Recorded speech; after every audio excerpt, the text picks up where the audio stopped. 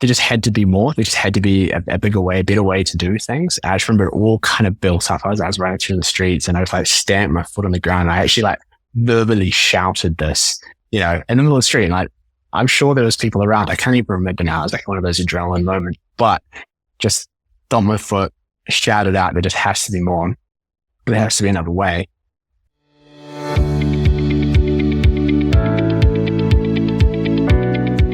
Hello, I'm Martin Smith, mental health trainer for entrepreneurs, and this is the podcast Redefine Success, Unscripted Stories. Podcast to inspire you to step away and let go of the societal pressure and norm of success and to open up the conversation of mental and emotional well-being in between entrepreneurs.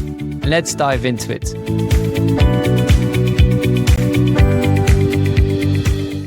Well, amazing to have you here, Laurence. In the first episode, you being the first guest speaker in the podcast of Redefining Success, Unscripted Stories. So, everyone, welcome to Laurence. Laurence is someone we've been connected for a while now. He was one of the early members of my community of the Thrive Tribe, and I look up to him as a person and how he stands in his business with the energy that he stands in it. He's been, if I remember correctly, in the entrepreneurial world for roughly 10 years. But now he's actually traveling he's from New Zealand, but now he's traveling with his freshly engaged, how to say that? Not wife, not girlfriend. Fiance, exactly. That's what I was looking for.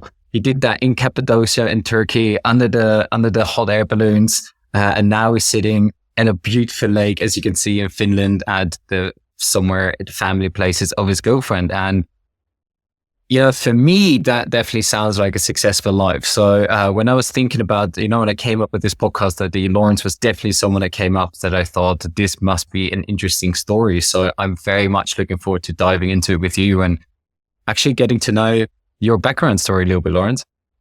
Yeah, man. Honestly, I'm just so stoked to be here. It's an absolute pleasure. We've been connected for a while and we've obviously had numbers of chats and conversations, and I've always loved them, always left with, so much energy. So excited to be here to dive into such an important topic as well, because, success and what it means to us in life is it's a driving factor, right? So it's cool to dive into this and talk about it a little bit more. So yeah, man, let's do it. Yeah. Amazing. So let's just dive right into it then, because this podcast is a little bit designed to help people step away from that societal pressure of, having to create a certain lifestyle to be successful. In your opinion, what does success mean in, the society and the norms of society? Yeah, man. So obviously coming from New Zealand, my observation of success back in New Zealand was very much go to school, get a good education, get a good job, earn lots of good money, get a nice house, get a nice car. There's nothing necessarily wrong with that, right? In the sense of that's still a very beautiful version of success for some, but it just wasn't aligned to my personal version of success, right? To be fair, I failed at one of the first hurdles. I didn't go to university, so I didn't get a good education, right? It doesn't personally resonate with me. But I have some really good friends who have gone along that pathway and they're doing incredibly well and they are happy. They are fulfilled. They're doing some beautiful work. But for me personally, it just didn't quite resonate, with sort of where I saw myself going. And in the early days, there was very much some friction, and I'm sure we'll jump into some of the challenges and all that sort of good stuff. But there was definitely some friction of thinking that that's where I needed to be heading and confusion as to why it didn't feel right for me. But yeah, I'm obviously very happy and grateful that the path that I have taken has led me here. Yeah. So would you say that in the eyes of society, success is connected to materialistics? When you say a nice car, nice house, earning lots of money. Yeah, I would say so, man. Again, in New Zealand, very, very much. I think a lot of people do put heavy weighting on success by those material goods or those financial sort of standings, right? Like, you can drive past, some poor areas in New Zealand, but everyone's still driving quite a nice car, and that sort of thing. And yeah, it's an interesting thing to sort of observe and to see where people are prioritizing. Yet again, it's not for me or for us to even sit here and judge other people's versions of success, because it's rightly so. It's their version, right? And this is kind of the whole point of this podcast and this conversation is, it doesn't really, to a degree, as long as you're not hurting anyone, it doesn't really matter what your version of success is, as long as you actually take the time to work out what that version of success is, right? Yeah, and that's exactly the thing, what you say, what this podcast is about, it's to inspire people to go and create their own way of success. Like, let's not put ourselves into that box where society often likes us to be, but let's grow out of that box and just create that what makes us feel successful, not be successful in the eyes of society. So like when it comes to you say you didn't align with all of that. That's something I definitely resonate with. What would be your version of success? So what is your ideal successful lifestyle? Yeah. Very big question, and something that I'm sure we're going to spend a bit of time today unpacking. But my version of success, put it simply, is that I define success by elevating the lives of others. So helping other people grow, supporting others, people to reach their goals and what they want to be working on. Like, that is my version of success. It's helping other people elevate. Now that sounds cool, and that's a nice kind of mantra, if you will. And that's how I define my success, and that I use that mantra to kind of guide me through life and to make decisions and all that sort of good stuff. But it obviously goes so much deeper than that, right? In terms of what success really means.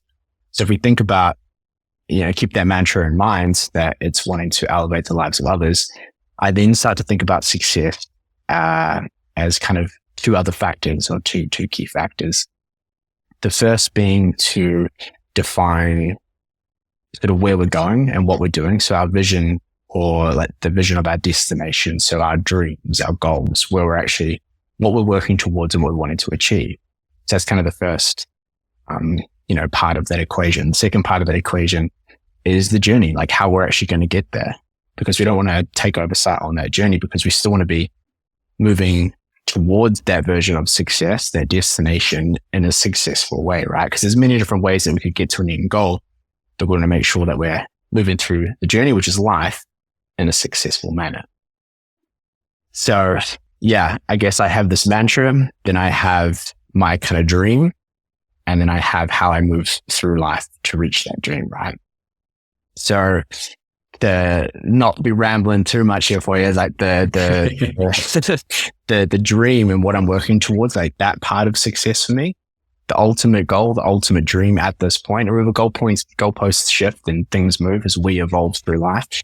But at the moment, it is a place and a building called the Elevate Hub, which is a place that anyone can come for support, for help, where not only for growing their business, which is obviously what I do now, I help people grow their businesses or start their businesses, but it can be in all areas, all facets of life. And there's not only me working there, I have other coaches and people to support, people on their journey here. It can be someone that is like, anyone from like a CEO through to someone just coming out of high school and they're looking for support, and anyone in between, right? It's also got place for like temporary housing and shelter for people that have had like a low point in their life and need some support. It's got these rooms and these auditoriums for live events and trainings, and, for Martin to come and run a Thrive Tribe, event, at, this sort of thing. So like, that is the dream, the vision that I'm working for. Like, again, it ties into that, elevating others. That is the goal. That is the dream that I'm working towards right now. And like that, I didn't even know that. Yeah, go. Like, I didn't even know that about you, Yeah. And now you saying all of this, because this is very aligned with things I want to create in my life. I'm like, oh man, there's so many more collaborations possible in the future. You're not hearing this now. So this is just amazing. But Alec, because you talking about elevating others, what is your whole business is around that, and like you're elevating people, grow their business. You were also in personal life coaching before that. But a question that I always ask myself, because this is obviously like still externally focused to other people, a question I always ask myself, my clients, when they talk about this, why is that important to you? What about elevating other people makes that successful?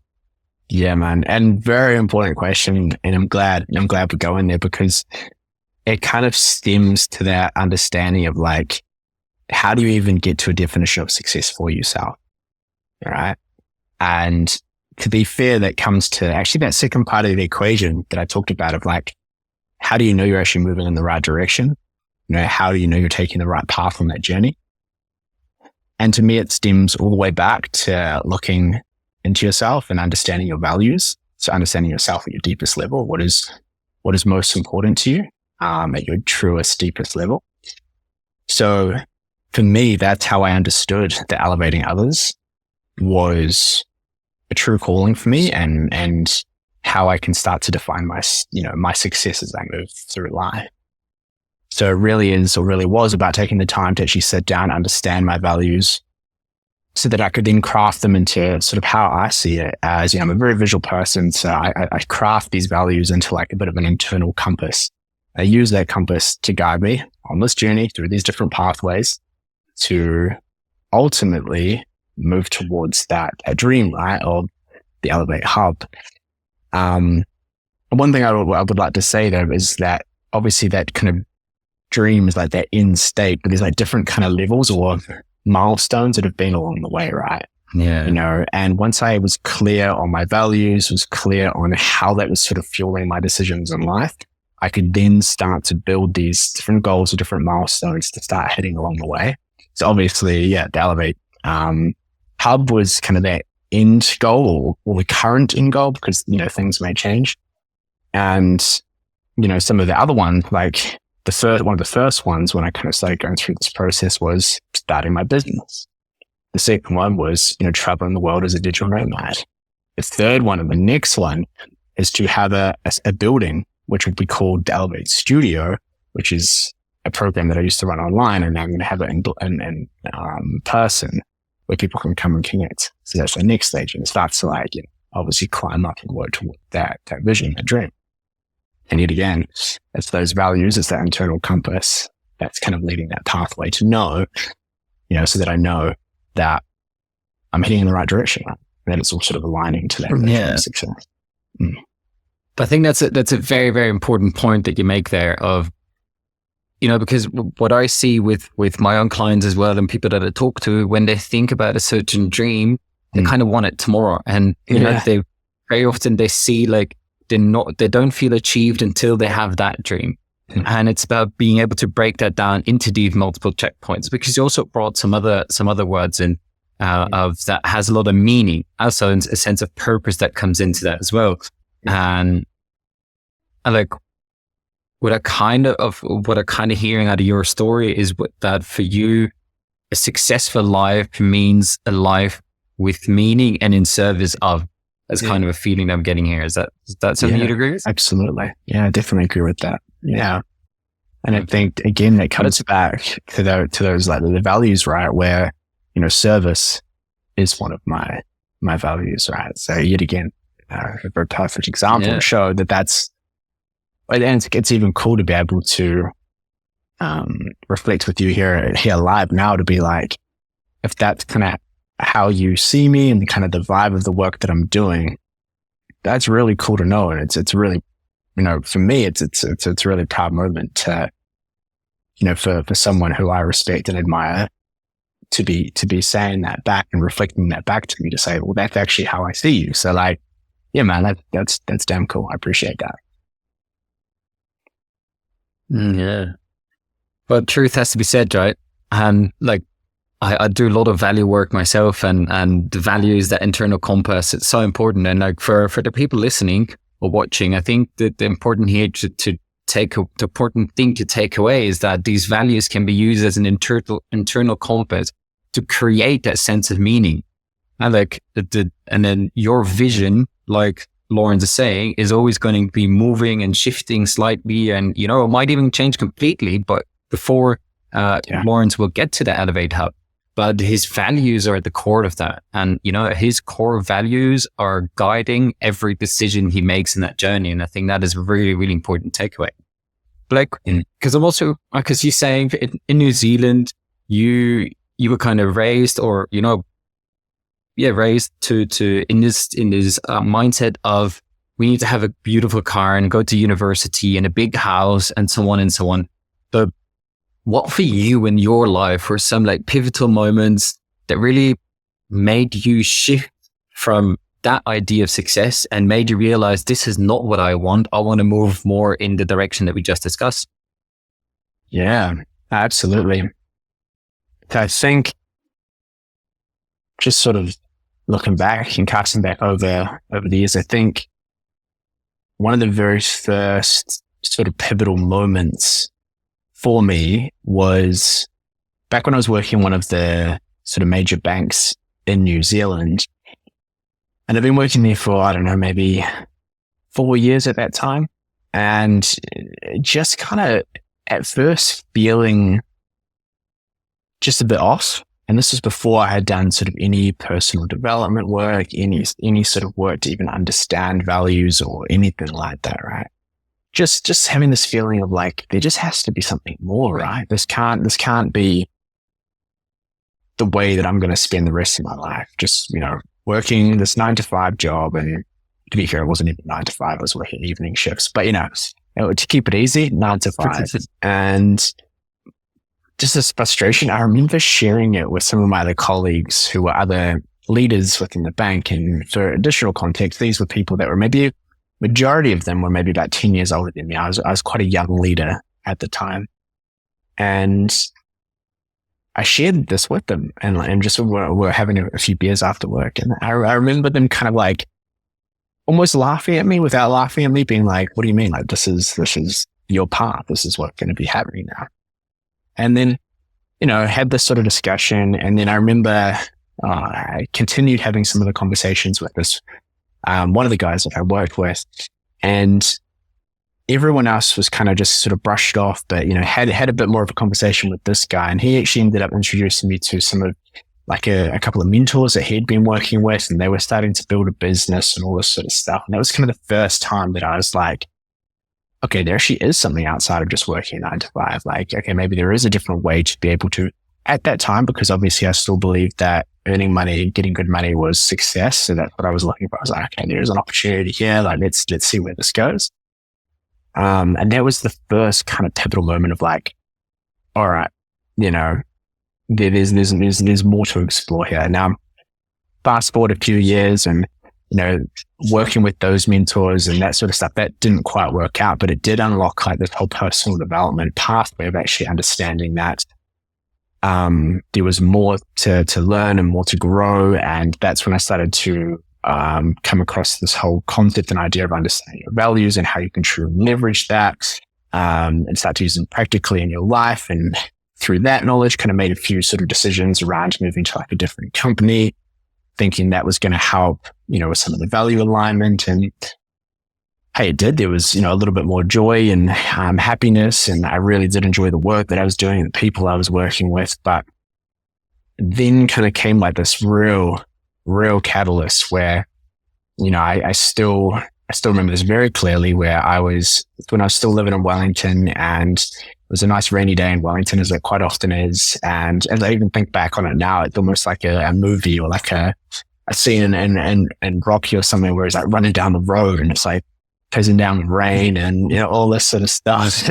But I remember I just got so angry and just so mad because I still had all this friction of what I was wanting to do. And I was helping people. I was working with people in my role, and I was, doing charity, like things for charity and donating money. But there just had to be more. There just had to be a bigger way, a better way to do things. I just remember it all kind of built up. I was running through the streets and I was like stamping my foot on the ground. I actually like verbally shouted this, in the middle of the street. And like, I'm sure there was people around. I can't even remember now. It was like one of those adrenaline moments, but just stomped my foot, shouted out, there just has to be more. There has to be another way. And that was kind of that moment where I was like, I'm not moving forward. I'm not doing anything else. I'm not taking on new opportunities at work or anything like this until I figure out what I'm actually going to do that go into align my values with allowing me to be able to provide bigger impacts. Now it just seems so obvious. Yeah, start a coaching business. But back then I didn't really understand that pathway. So it was through some intentional research and some discovery that I decided actually, because I was doing a few sort of mentoring things here and there, was helping people with some leadership stuff. But that was kind of that moment where I started to research, all right, how can I use these skills and do something about it? And that's kind of when I got into life coaching and started to build the business. So yeah, very long answer to your question, man, but I just thought that was probably some good context to share. Definitely the context of story, carries a lot of weight. So, but how long ago was this? That would have been, so that first kind of moment in the bank was probably, probably 9 years ago, 10 years ago, because that was kind of just at the start of that journey. And then when I moved and when I actually officially started my own business, that was coming on 3 years ago now. Yeah. I think that comes back to your point of like, it doesn't happen overnight, right? And like a lot of clients we work with, they want to hit their dreams and hit those milestones like instantly, right? It's a journey. It really is a journey.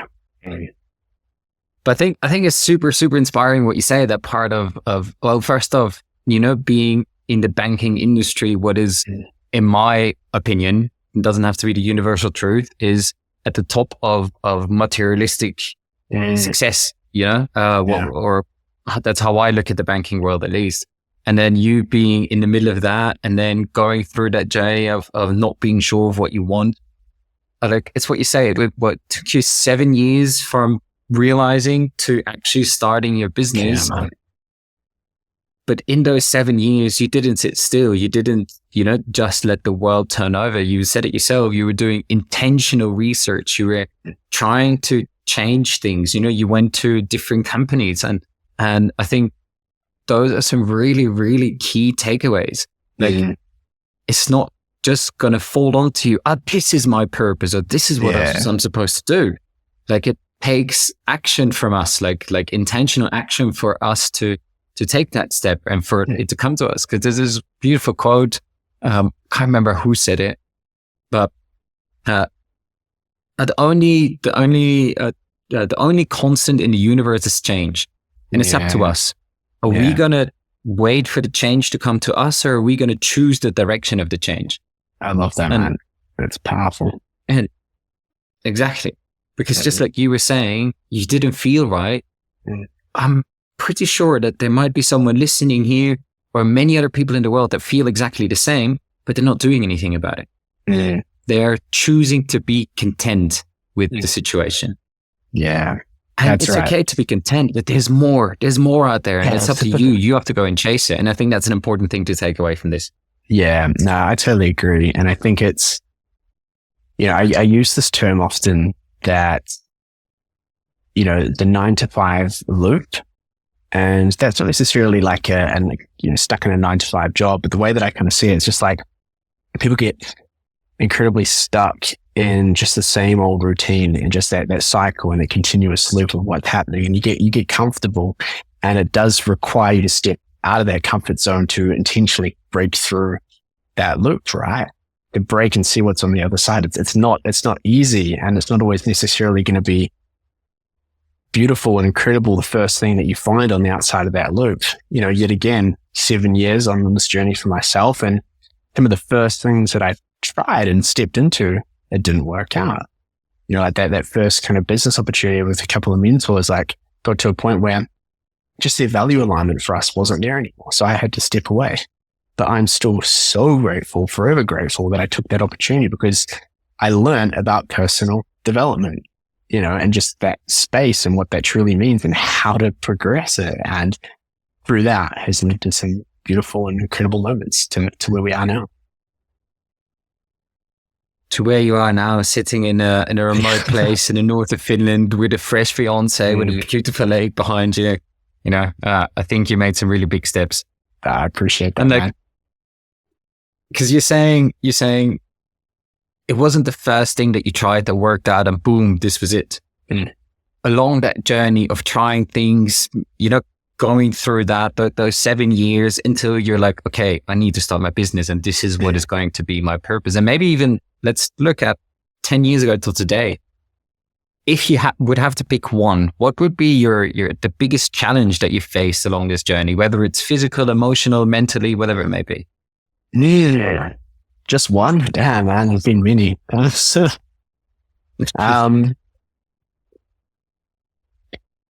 there's been some emotional challenges, and then there's just been some, more sort of like logical challenges that have had to be worked through. So maybe I'll just start with the emotional one, because that was the very first thing that came to mind, and we can unpick that. And then if you want to jump into more of a logical one, then there's some other ones that I could potentially share. But there was this one challenge, and it comes back again to this idea of like society's version of success, and people being a little bit shocked when you try and do something different. And this challenge was that one of my good friends, and this is maybe halfway through the journey. I can't put an exact year on it for you, unfortunately, but it was probably just as I was starting out. So I don't actually think I'd officially even launched my business, but it was in early stages. So let's maybe say about 4 years ago. And one of my really good friends, we were catching up. I think it was like the day before Christmas or something like that. We normally have like this thing where we all get back together. There's a bit of a reunion just before Christmas. And we're just having a few beers, as you do. And I can't remember exactly how the comment came up, but he said, he referred to me as a poor man's Tony Robbins, after obviously all the work and things that I've started to post out on like social media and stuff, right? And like, I don't normally take things like that to heart, but when it's one of your closest friends, one of your friends, right since the start of high school sort of thing, like, definitely hit me. It was a challenge to work through. And I think because that was probably one of the pivotal moments where I realized that I very much was breaking away from society's version of success. And that was tough. It was hard to kind of work through. And, but then yet again, I remember talking about it with a key mentor of mine at the time. And he actually joked about it, that it's going to make a good story one day, right? So here we are. And here we are. Share that story. But, it was something that I had to work through, and I had to sort of really look back down and understand why there was this emotion coming up in terms of like why there was this friction and this kind of like uncomfortableness. And it kind of got down to that sort of situation of understanding that my version of success and his version of success were different, and that's okay. But yeah, it took a little bit of time to work through that, obviously, as I'm sure you can imagine. Yeah. When we do something different, like you say, we step on people's toes, people don't like seeing different. So yeah, I know when I look at my own journey, I know I can't say lost, but parted with many people along my journey because I broke free of what was the norm, for everyone then. I'm sure that's something similar to you there, no? Very much. Yeah. And you got to be okay with that, right? Like I'm also a believer that we have a finite amount of energy to be able to spend and to be able to choose how we wish to spend that. I still love hanging out with different friends and different friend groups, and doing different activities and all that sort of stuff. But you just have to be careful with how you're actually intentionally spending that energy. And is it actually being spent towards building your version of success? And if it's not, you're going to be honest with yourself and really kind of challenge yourself. Is that the best way to be spending energy? Yeah, because this is a good question that comes up in my mind when you say that, because there's the quote that it's all over the internet. It's everywhere. The 5 people you spend the most time with. Yeah. You are a combination of the 5 people you spend the most time with. When it comes to creating your successful life, when you look at the people that you spend the most time with, do they have a similar belief of of, or a similar idea of what a successful life means to them? Or do you also have people that you're still really, really close with that still very much live in that society's bubble of what success is supposed to be? Tim, that's a good question. I would say the people that I spend the most time with or connect the most with have, I would say most people have a different version of success in terms of, like, let's say if we think back to that destination or that dream they're working towards.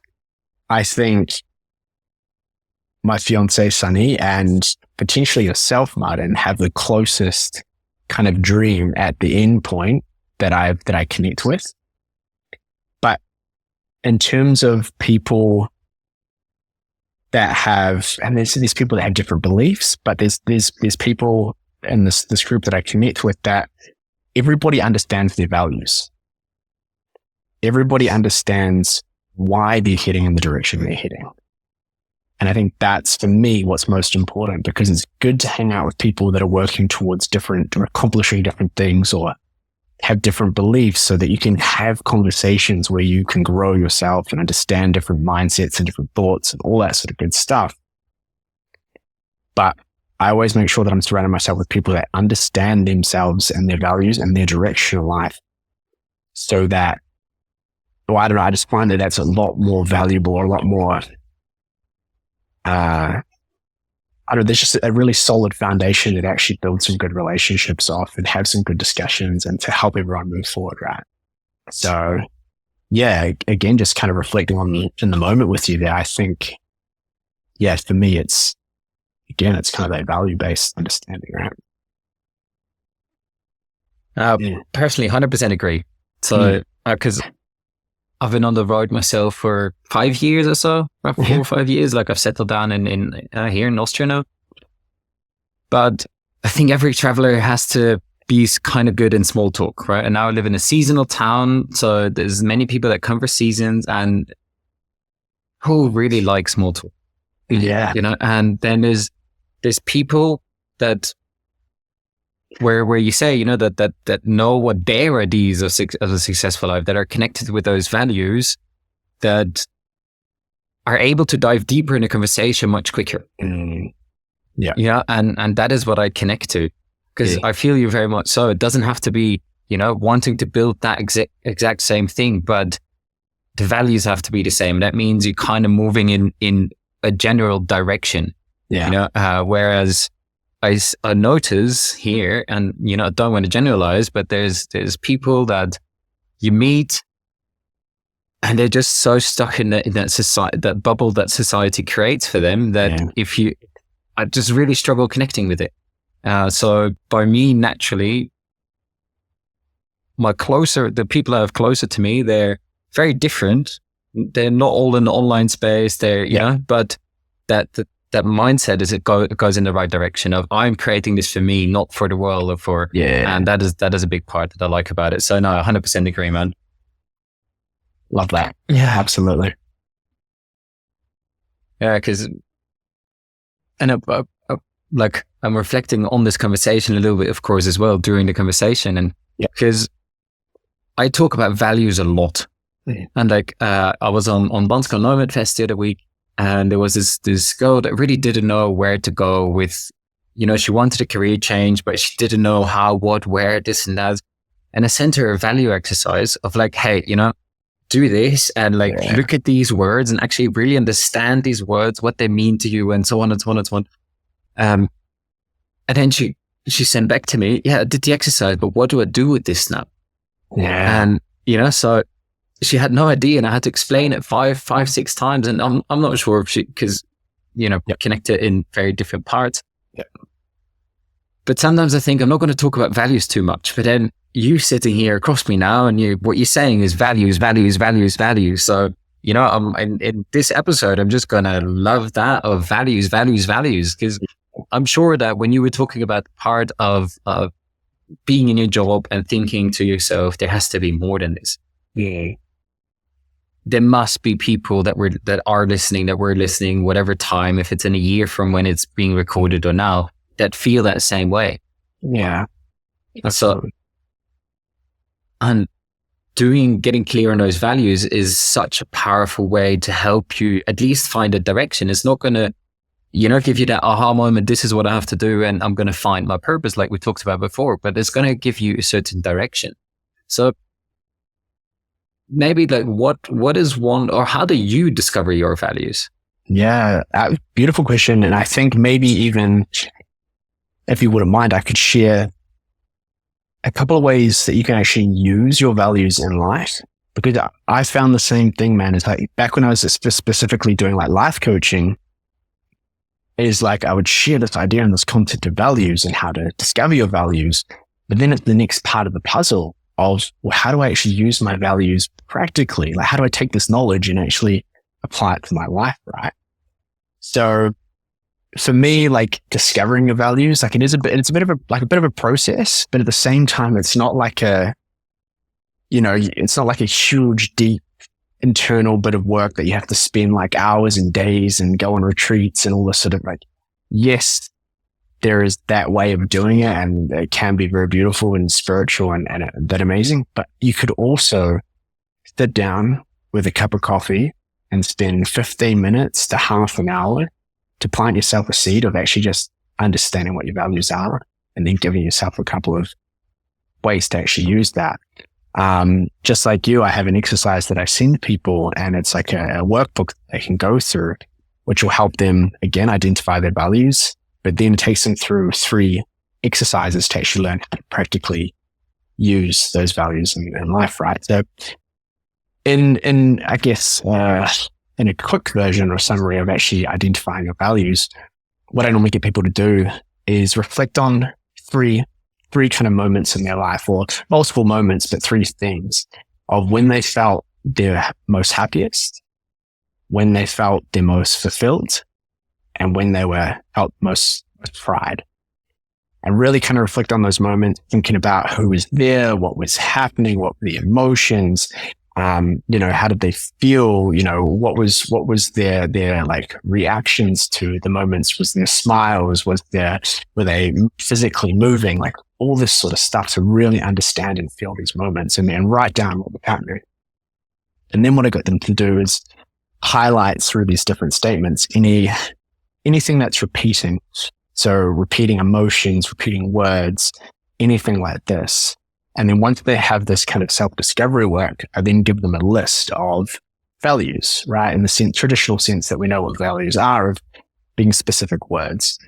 But I get them to do some discovery work first, so then they can use that work to associate to these words. And they go through and they can choose anywhere between, say, maybe 3 to 8. There's no real right or wrong, obviously, for how many values you can want personally, but going through and choosing some. And then they're at that moment of all right, cool, these are my values. Or that's the same process I went through. These are my values. This is what's important to me. But then at the moment, these are just kind of words, right? They're just words on paper. How can I provide meaning to them, and how can I actually then use them? So what I get people to do then is actually take the time to define what these words mean for them, not the dictionary definition, but what that actually means to them, right? An example quickly is one of my values is hunger. Now that's not a hunger to go and eat a cheeseburger or, smash back an ice cream. It is obviously hunger to keep growing, developing and learning. So get people to create their own definition to these words. So it provides a little bit more meaning behind the power of these words, right? But then the final step is, how can I actually harness these values? How can I practically use these values in my life? And again, there's many different ways that it can be done, or exercises that you can sort of go through. But one of the ways that I like to teach is that, you can use them to help you decide sort of which options to choose, right? Say you got offered a couple of different options. Say, just a nice, easy example that we can all understand is like, just say you were offered 2 different promotions at work, 2 different pathways to go on at work, right? Option A, option B. You can do the classic pros and cons list, but then run into your values. So look at these different options and go, all right, cool. What are the pros? What are the cons? But then what option actually aligns to my values the most? It's a really practical way, and it's a way that I use all the time when I'm making, big decisions. Another way that you can use them practically is when you feel moments of frustration or moments of friction. So this kind of ties back to that moment that I had at the bank where it just didn't feel right. There had to be more. It was a moment of friction. Like, it just felt like my life was just, it wasn't moving forward. Every time I tried to move forward, it kind of was pulling back, sort of thing. So whenever we feel those moments of friction, it creates a good opportunity for sit down and reflect and ask, what are the events happening in my life right now that don't align to my values? And by specifically calling out those events, we can then start to think, all right, cool, this thing that's happening with XYZ person, that's clearly misalignment to my values. What action do I need to take to realign to my values, to remove that friction? And by doing so, will mean that you're heading in the right direction, because it's a direction that's aligned to your values. So yeah, a couple of ways to actually practically use those values. But that's kind of the process that I would work through with someone to help them understand their values, and then how you could potentially use them, particularly in life. No, I love that.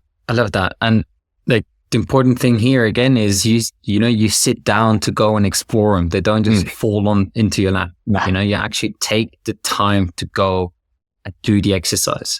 With the two promotions, you take the time to write down the pros and the cons, but also take the time to reflect on what aligns more to your values. And I think Absolutely. These are, again, the important takeaways from this part of the conversation. And just to add to that, like a powerful question that I like to ask, just to, create future plans and visions when it comes to your values is, for me, one of my values is, for example, expansion. So expansion in my way, expanding myself as a person, as a business owner, learning new skills, constantly expanding. And then if I would harness expansion more than I do today, how would my life look like? How would my life be different? Yeah. And like really go and look of how can I tweak the life that I live today to align myself more with these values. And this is going to create actionable action steps of what you can do. Because it's like you say, I can say freedom, success, and expansion. Yeah, but what does that mean? Yeah. And then actually going to think, okay, that's how I do it for myself, man, is, okay, freedom. This is my life now. If I want to have more freedom in whatever freedom means to me in my life, how would my life look different? Then actually go and create those action steps. So, but I love the what you said as well, of the practical ways. I'm in front of a challenge now. I'm frustrated now. I'm, feeling this now. How, and then actually going to look in that moment of where your values come in and what you can shift, because that again also gives an idea of how to deal with the situation different in the future. And because actionable, practical tools are so powerful. Oh, absolutely, man. It's a good practice to get into, right? And it can even, help you in real time. Like the more you become intentional with sitting down when you have a challenge or a problem and reflecting against your values, can get to the point where you can do it like real time, right? And I still remember the first time I managed to kind of do this was like, it almost felt like it was a bit of an unfair advantage or like a bit of a superpower, right? When I kind of realized this was like, I've done a meeting, and this is back still when I was working in corporate, is when I pivoted careers and was working in a tech company. And this lady who I had a lot of respect for, we got along really well, was talking, and she was sharing about this idea and this project, like this release, all this sort of stuff. And I remember I was getting so grumpy and so angry. And I was like at the situation, at, I guess, her. And then I kind of caught myself and I was like, why am I feeling this frustration? Why am I feeling this friction? And I was able to kind of reflect on that in the moment and be like, it's because I don't understand. I don't understand what she's saying, which was clashing with my value of that hunger, of that knowledge, and wanting to learn and to understand, better support. So again, it sounds so silly and so straightforward, but asked a few questions, clarified, got the information. I just noticed instantly that emotion just fade away. So, it's just one of those things to realize is when we have those moments of frustration or those anger, to reflect and understand what's clashing with our values here. But also it's important that in those moments of true happiness and bliss, also take a moment to pause and reflect and be like, what's aligning here? Because that could lead you to new opportunities, new passion projects, new hobbies, and that sort of thing as well. So yeah, also equally important. Yeah, and that's something that's very often overlooked, I feel like. Because when we're happy, we're just enjoying it and be done with it, kind of. And then we live up until the next moment where I feel it again. But by actually reflecting on it and getting crystal clear on what exactly in that moment, not the whole situation, but what was it, the person there? Was it what I was doing? What I was thinking? What I was seeing? Because then it becomes much easier to recreate it again, right? Yeah, for sure. Absolutely. So, because we've been talking about, success, what it means to you. We dove into values because we both feel very strongly that our values are important, to when it comes to creating that success. I'm curious to hear from you now. So you talked about what you think is a societal definition of success and then your unique version of success. If you would have to generalize, if someone would ask you what is success, what would that be for you? So as in what, if I was to almost give a societal definition of success, rather than obviously my own version. Okay, cool. Oh man, always asking the good questions, eh? It's got to link back. It's got to link back to the whole theme of this conversation of values. I think if someone can take the time to understand themselves, understand their values, to be able to then use that to build their dream that they're working towards, so that their goal that they want to be working towards, that in my eyes will make them successful, right? Again, not necessarily always monetary success, but it will bring forth true fulfillment, pride, and happiness for those people. So maybe that's what success is, or should be, is people feeling truly happy, fulfilled, and proud of how they're spending their time and energy. Love that. Because this is a question that I often ask myself. Is success, is it a thing or is it an emotion? Yeah. Mm-hmm. And how you share that right now is, it's happiness, fulfillment, purpose. These are all a sense of feeling, an emotion, a state of being. So success could become a state of being instead of this thing I achieve once I make a 5, 10, 15, 20K a month. Yeah. But I like that. I do believe there's an important question to ask on top of that, because it's difficult to feel successful if you are poor and you're struggling to put food on the table, for example. Yeah. How much or how big of a role does money play in feeling successful, in your opinion? We're gonna be real. We're gonna be honest. Having money, having that as a resource, can unlock different opportunities, and different ways of living, different activities, all sorts, right? Yet, having more money, there's that saying, and there's that way of that mentality of more money just shines a brighter light on who you truly are. And then because obviously what you choose to do with that money. And, I've genuinely, my grandparents, for example, they weren't necessarily the wealthiest of people, but they raised a large family. They were the most beautiful people. Everyone was always happy. Whenever we were around there with, people always had what they needed to. Everyone felt fulfilled. They had, general pride talking about what people had been up to and everything they was doing. I think that just shows that there's and at least it showed me early on that when people do talk about, like money can't buy happiness or all that kind of mentality. Like, you can still be happy. You can still be fulfilled. You can still do some incredible things without the money. And I think it's important that you start without the money, almost, like, as in, like, you've got to look at yourself and you've got to understand what you're doing before the influence of money, if that makes sense. Yeah. Definitely, because I don't know how much you actually really know of my backstory, but I was traveling for a while. I was trying to figure out what is my own way of success. Who do I want to be in this world? And I ended up living in a very primitive community in the middle of the forest. We had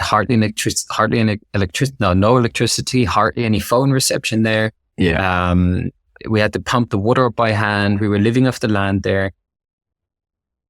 I think I didn't have a real budget, but I think I was spending maybe 20 euros a week. And I felt really happy and fulfilled there.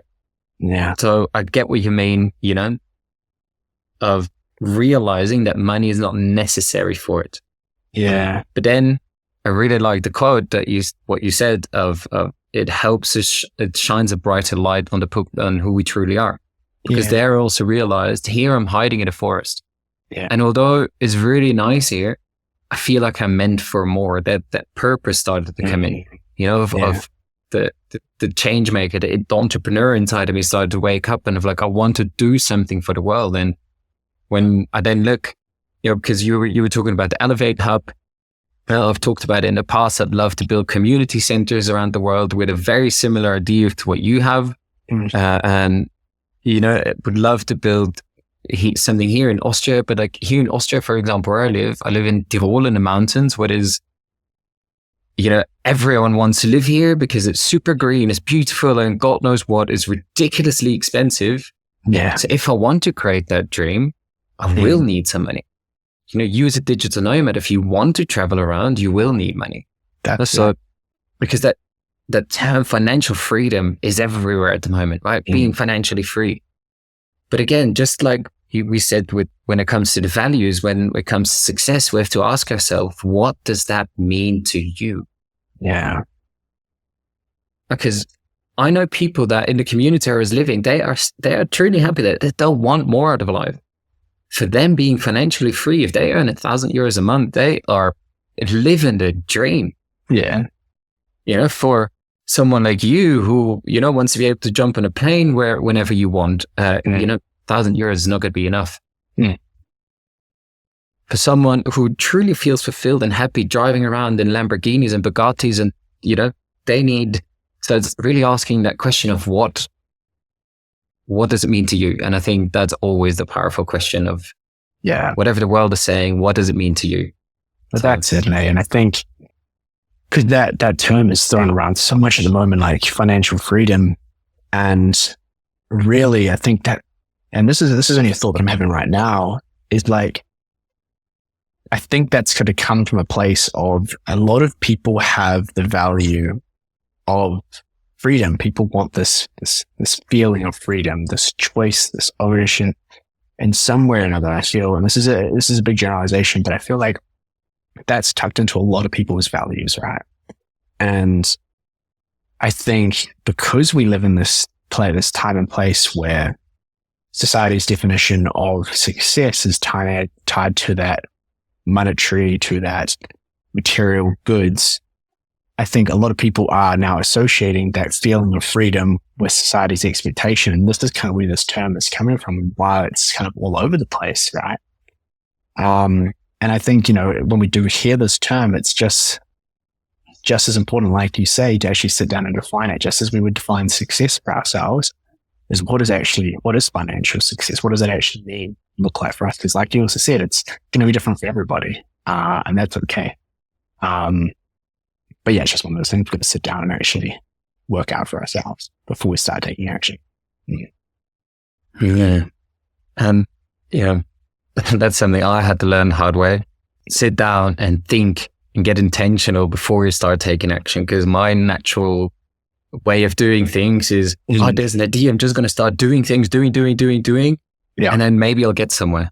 Yeah. And that is something I really had, like, definitely as an entrepreneur, I really had to learn of multiple times. What I'm saying, like, hold your horses, sit down, stop everything you're doing, because you're spending so much time and energy and you don't know what is coming back for that. So 100%. But it's also finding that sweet spot, right? Because I also come across people, myself included, who are more the overthinkers, right? And we'll spend too long thinking about this rather than taking the action. So just like anything, it's detriment. You got to find that sweet spot, right? Yeah, exactly. 100%. Because so we've talked about, like, you are now in Finland at the lake now. Yes. I know you have some more travel plans up and coming. What is for you, like you talked about the Elevation Studio first, then the Elevation Hub. How do you see your version of success evolving in the future? Yeah, I think because I spend a lot of time thinking about this, right? Like, I spend a lot of time dreaming to the future, thinking about what it's going to look like. And that's why I have such a clear pathway at the moment, but very much, understanding and excited by the fact that it is going to evolve over time, because I'm going to hit that dream of having the Elevate Hub, right? Like, that's going to happen, but then what? Right?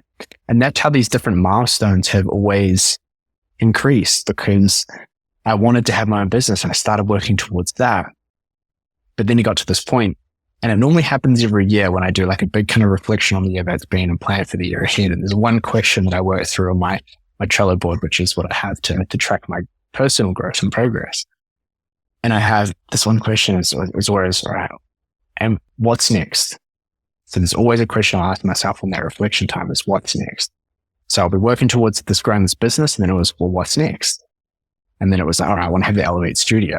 All right, cool. And then what was next? All right, well, I actually want to travel as a digital nomad. I want to, start to embrace some of my other values more and explore this beautiful world and do that. So that was the next. What's next? And then it was like, well, okay, well, what happens when I get back from all that travel? Then what next?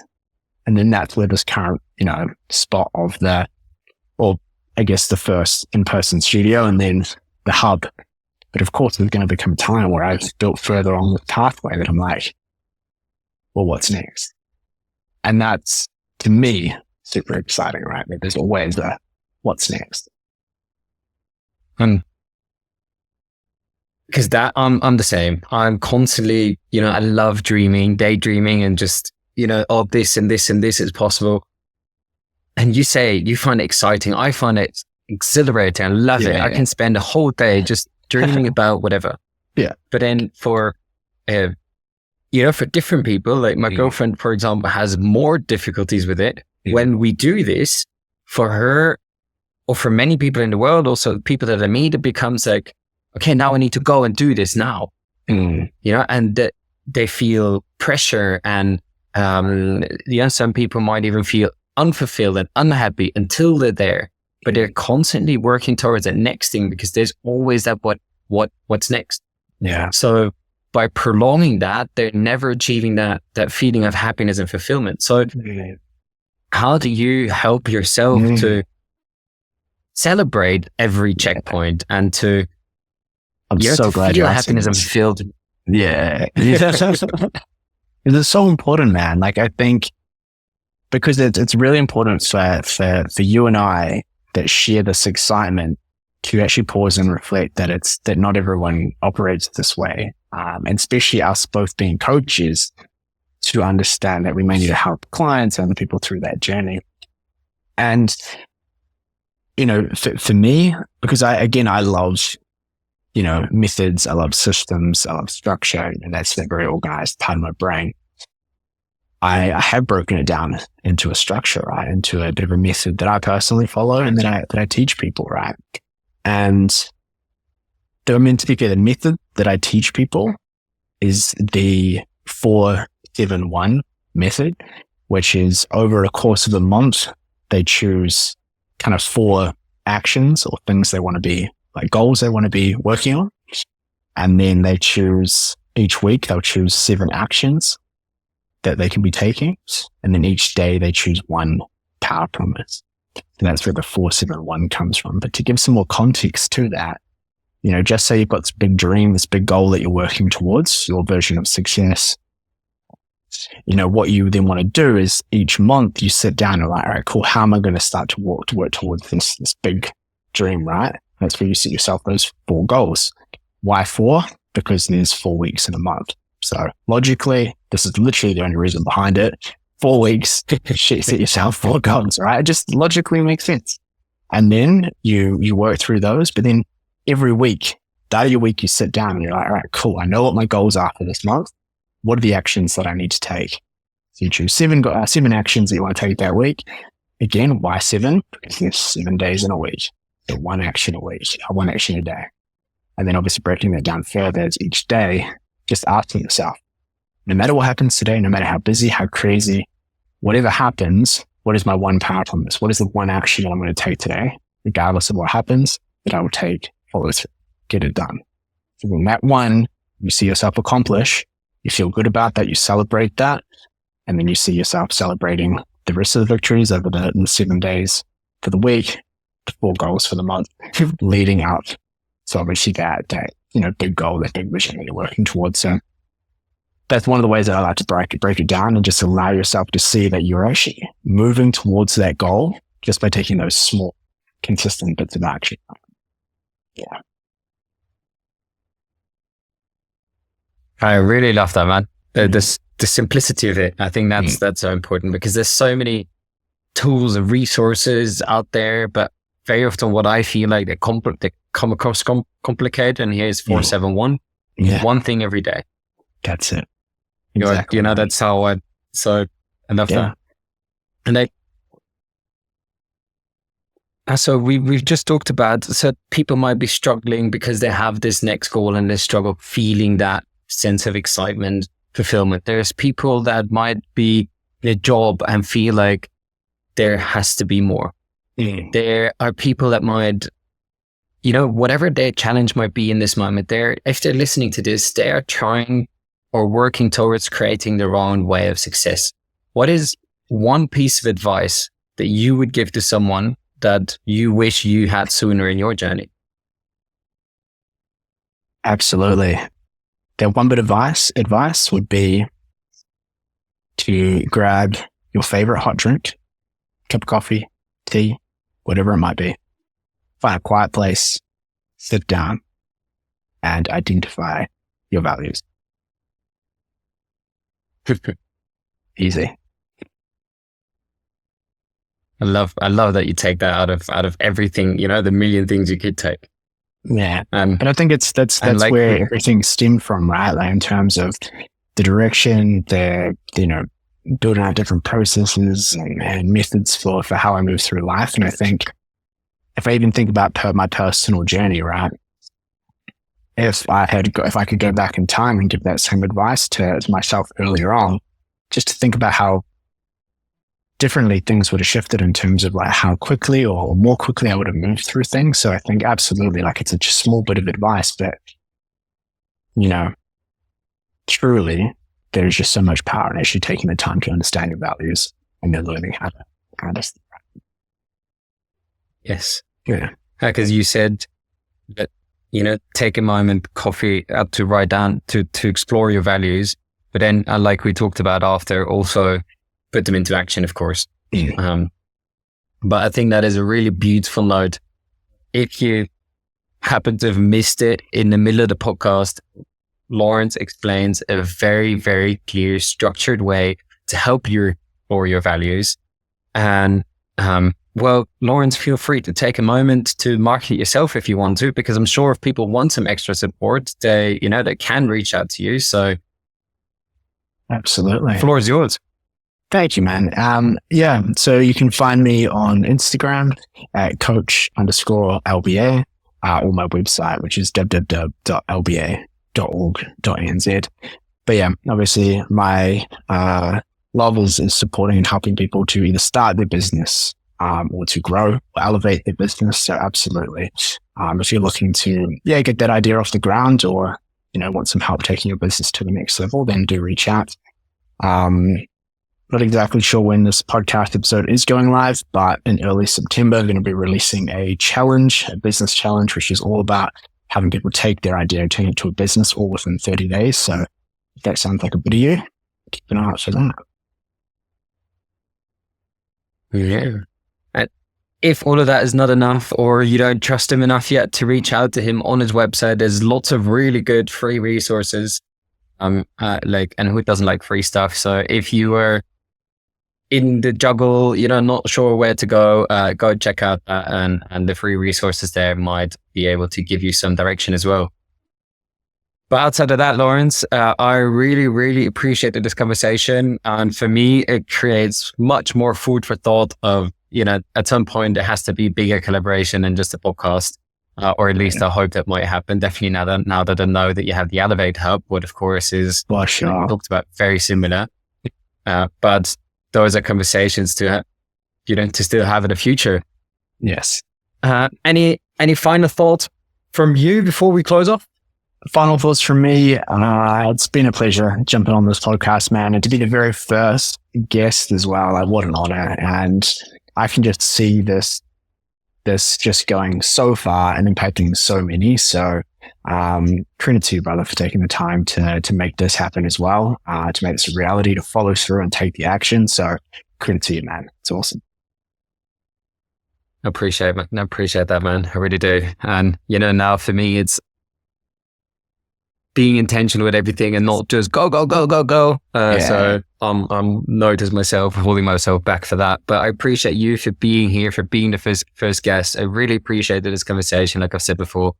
And, if people want to get connected with Laurence, not just on Instagram, but actually a bit more personal, he is also within the Thrive Tribe. So anyone who wants to, the links of his socials will also be in the details, just as the links of the Thrive Tribe. So hopefully see you there, and I hope you enjoyed this first episode with Laurence.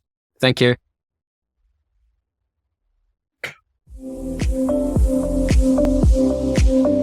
I hope you enjoyed this episode, and thank you for listening. If you want to make sure to support us, then subscribe, like, or share this episode with someone that you think would benefit from hearing this story. And if you can't get enough of this content and you want more, you want to connect with more people, make sure to check out the Thrive Tribe through the link in the description. And I hope to connect with you there. It's an entrepreneurial community where personal and professional well-being comes together, where we should have open, honest, and vulnerable conversations, whilst also working individually and as a team on our business to grow together as a tribe. So make sure to check out that link. See you in the next episode.